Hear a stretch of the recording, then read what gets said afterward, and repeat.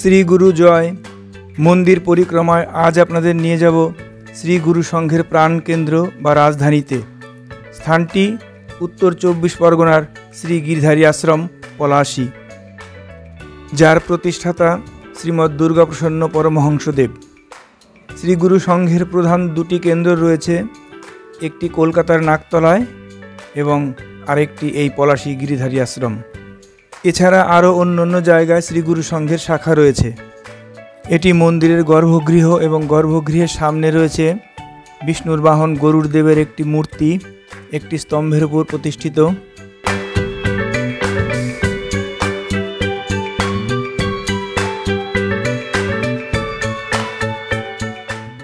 গর্ভগৃহের ডান হাতে রয়েছে গুরুদেবের একটি আলেখ্য বা চিত্রপট।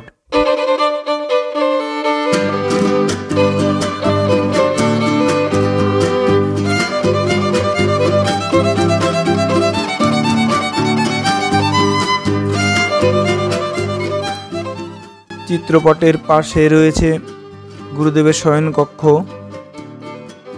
গুরুদেব পূর্ববঙ্গের বরিশাল জেলার রাজাপুর গ্রাম থেকে এখানে এসে প্রথমে এই আশ্রমটি নির্মাণ করেন।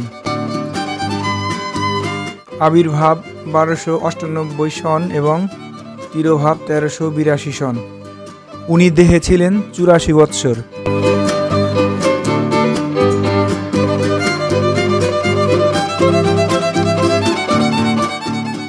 মন্দিরের দেয়ালে আরও অনেক চিত্রপট রয়েছে। গুরুদেবের চিত্রপটটি পাশে রয়েছে শ্রীকৃষ্ণ অর্জুন, স্বামী বিবেকানন্দ এবং রাম লক্ষ্মণের সঙ্গে মা দুর্গার একটি ছবি।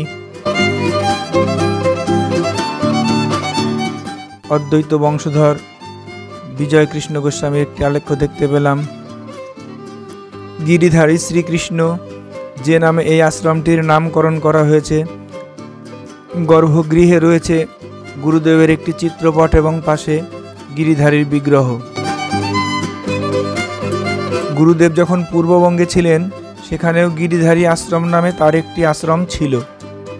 সেই সাথে এখানে যেমন কুণ্ড গঙ্গা, রক্ষাকালী মন্দির, শীতলা মন্দির ইত্যাদি রয়েছে, সেগুলিও পূর্ববঙ্গে সমস্তই ছিল। এই রক্ষাকালী মন্দির, শীতলা মন্দির, কুণ্ড গঙ্গা এগুলি একটু বাদেই আপনাদের দেখাবো। মন্দিরের পবিত্রতা রক্ষার্থে কিছু পালনীয় নির্দেশ রয়েছে এখানে। গুরুদেব এই মন্দির চত্বরটির নামকরণ করেছেন ব্রহ্মচারী কলোনি।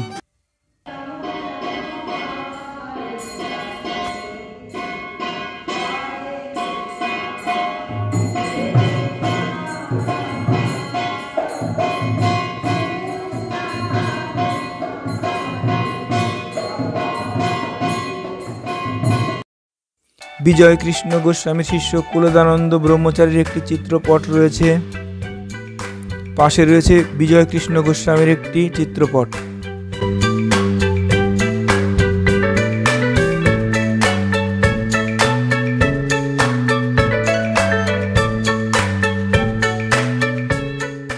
গর্ভগৃহের সামনে নাট মন্দির এটি। এখানেই ভক্তদের দ্বারা গান কীর্তন আদি হয়ে থাকে। নাট মন্দিরের ঠিক পেছনেই রয়েছে নিবারণ চন্দ্র পঞ্চবটী।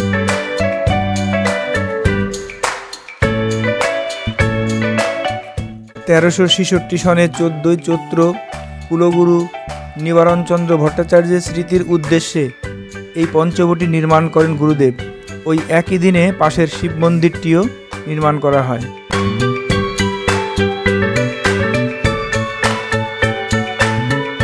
মন্দিরের সামনের দিকে রয়েছে একটি বড় ফটক, আর এইটি পেছন দিয়ে প্রবেশের ছোট্ট একটি ফটক।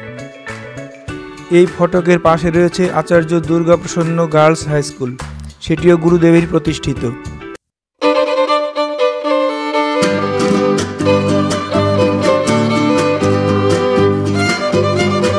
একটি অশোক বৃক্ষের নিচে রয়েছে পঞ্চমুণ্ডী ও ত্রিমুণ্ডী আসন। এই পঞ্চমুণ্ডী ত্রিমুণ্ডী আসনে বসেই গুরুদেব তার জপ ধ্যান করতেন।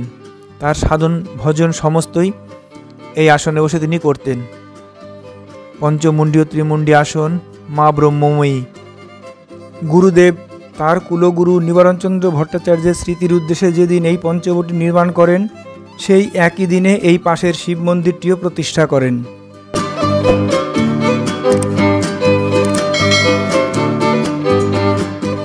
এবার প্রবেশ করব গুরুদেবের জটা সমাধি মন্দিরে। এই জটা সমাধি মন্দিরে গুরুদেবের পুত জটার কিছুটা অংশ এবং সেই সঙ্গে ফুল বেল পাতা ইত্যাদি দিয়ে সমাধি দেয়া হয়, যাতে কোনো অপবিত্র ব্যক্তি সমাধিটি স্পর্শ করতে না পারে।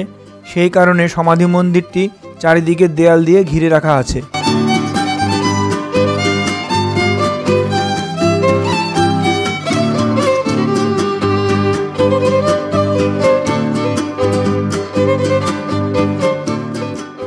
এটাই সেই সমাধি মন্দির।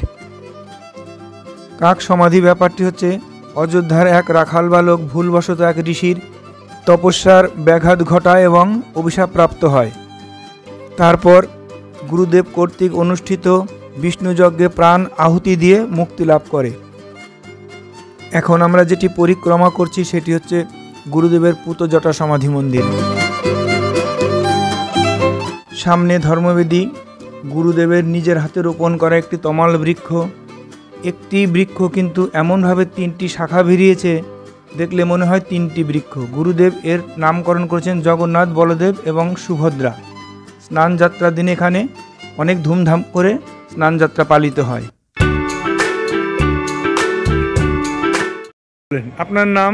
কিরণ শঙ্কর পাল। আচ্ছা, আপনি এখানে মূলত কোন দায়িত্বটা পালন করেন? আমার দায়িত্ব মোটামুটি এই যে সমস্ত মন্দিরগুলি আমি ঝাড়ু দিই বা দরকারে মুছি, ঝুল পরিষ্কার করি, এই আমার কাজ। আমি পরিষ্কার করি গুরুদেবের এই যে করে দিয়েছি, গুরুদেবের এটা পতাকা উদ্বোধন করে অষ্টমী পুজো দিন, কুমারী পুজো দিন।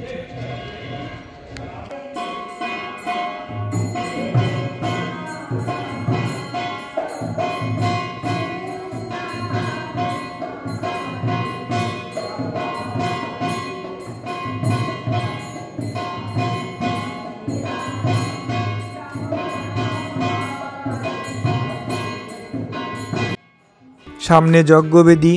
1323 বঙ্গাব্দে বাংলাদেশের রাজাপুরে গুরুদেব প্রথম বিশ্বশান্তি মহাযজ্ঞ করেন। পরবর্তীকালে যখন এদেশে চলে আসেন তখন থেকে গুরুদেব নিজেই এখানে মহাযজ্ঞ করতেন। তার দেহ চলে যাওয়ার পর তার বংশের বড় যারা আছেন তারা বর্তমানে এই মহাযজ্ঞটি করেন। এটি অনুষ্ঠিত হয় দুর্গা পুজোর মহা অষ্টমীর দিন। গুরুদেবের একটি বিশেষ নির্দেশ রয়েছে, একাদশী, অমাবস্যা এবং ত্রয়োস্পর্শ তিথিতে এই আশ্রমে আসা নিষেধ।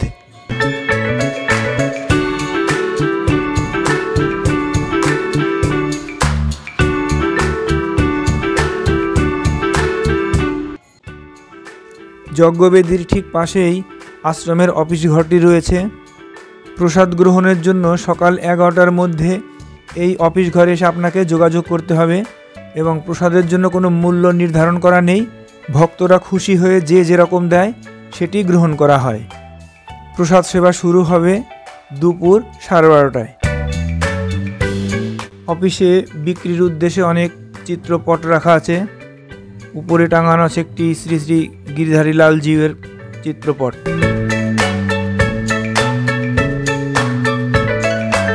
সম্মেলন ভবন। আগে এখানেই বাৎসরিক ভক্ত সম্মেলন হতো, এখন ভক্ত সংখ্যা বেড়ে যাওয়ার কারণে এখানে আর হয় না। এখানে এখন মহাষ্টমীর দিন কুমারী পুজো করা হয়। বর্তমানে এটিকে বলা হয় বড় নাট মন্দির। সম্মেলন ভবনের ঠিক পেছনের দিকটা রয়েছে গোশালা।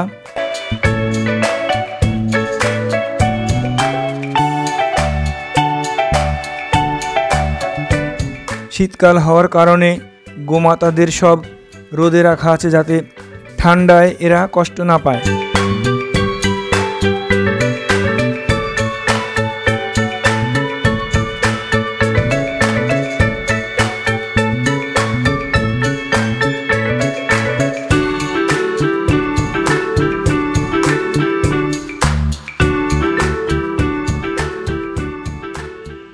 আশ্রমের পরিধির ভেতরেই পুরুষ এবং মহিলাদের জন্য আলাদা আলাদা টয়লেট ব্যবস্থা রয়েছে এবং সেগুলি যথেষ্ট পরিচ্ছন্ন।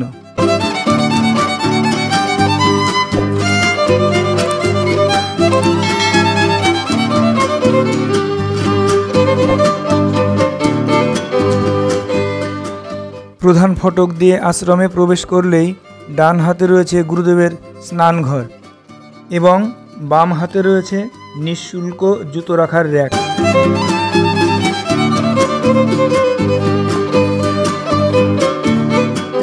আশ্রমের সামনের অংশ এটি।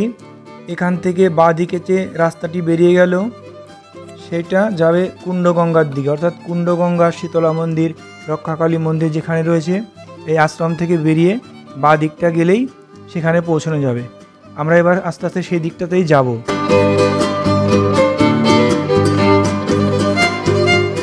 আশ্রমের গেট থেকে বেরিয়ে সামনে 100 মিটার মতন এগোলেই এই কুণ্ডগঙ্গা। গুরুদেবের নির্দেশ রয়েছে আশ্রমের প্রবেশের পূর্বে এই কুণ্ডগঙ্গায় আসতে হবে। স্নান করা বিধেয়, যদি সম্ভব না হয় অন্তত হাত পা ধুয়ে তারপরে আশ্রমে প্রবেশ করতে হবে এবং তারপরে তপবন এবং পঞ্চমুণ্ডি প্রদক্ষিণ করার নির্দেশ রয়েছে।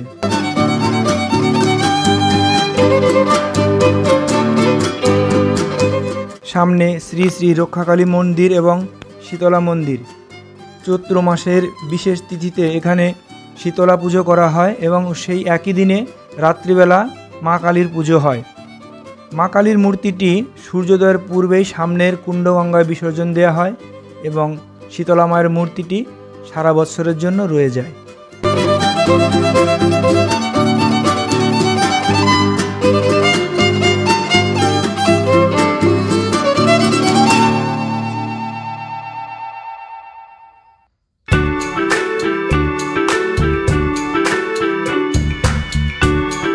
মন্দির দর্শনের পর এবার আমরা কুণ্ডগঙ্গা দর্শন করব।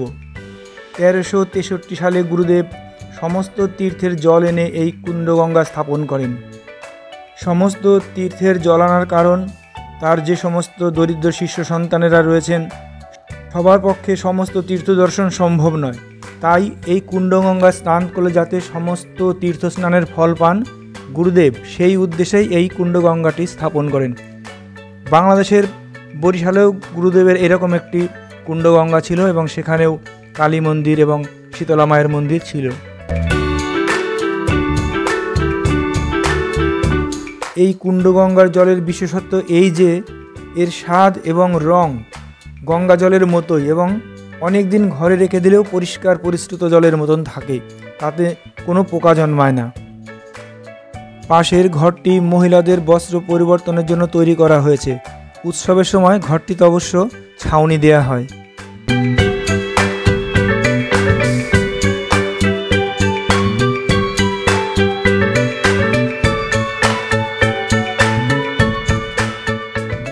কুণ্ডগঙ্গার সামনে অনেকটা উন্মুক্ত প্রান্তর, একদম গ্রাম্য পরিবেশ যেরকম হয় খোলামেলা সেরকম একটি পরিবেশ।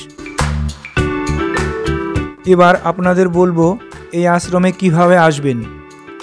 শিয়ালদা ডিভিশনের যে কোনো ট্রেনে কাঁচরাপাড়া স্টেশনে পৌঁছাবেন। কাঁচরাপাড়া স্টেশনে নেমে 3 নম্বর প্ল্যাটফর্ম দিয়ে বাইরে আসতে হবে। 3 নম্বর প্ল্যাটফর্ম দিয়ে বাইরে এসে যে কোনো একটা টোটো নিয়ে নেবেন, কারণ রাস্তাটা মোটামুটি অনেকটাই দূর, 5 কিলোমিটার 5.5 কিলোমিটার দূর, অতএব একটি টোটো নিয়ে নেওয়াই ভালো। টোটো নিয়ে বলবেন গিরিধারী আশ্রম, পলাশী গিরিধারী আশ্রম। গিরিধারী আশ্রম বললে যে কোনো টোটোওয়ালা নিয়ে চলে আসবে।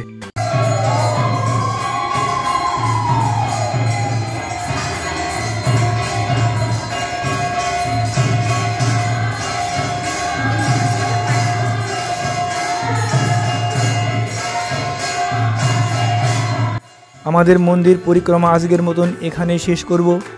ভিডিওটি যদি ভালো লাগে তবে একটি লাইক করবেন, কমেন্ট করবেন এবং সাবস্ক্রাইব করে বেল আইকন প্রেস করবেন, যাতে পরবর্তী ভিডিওর নোটিফিকেশন আপনার কাছে সবার আগে পৌঁছে যায়।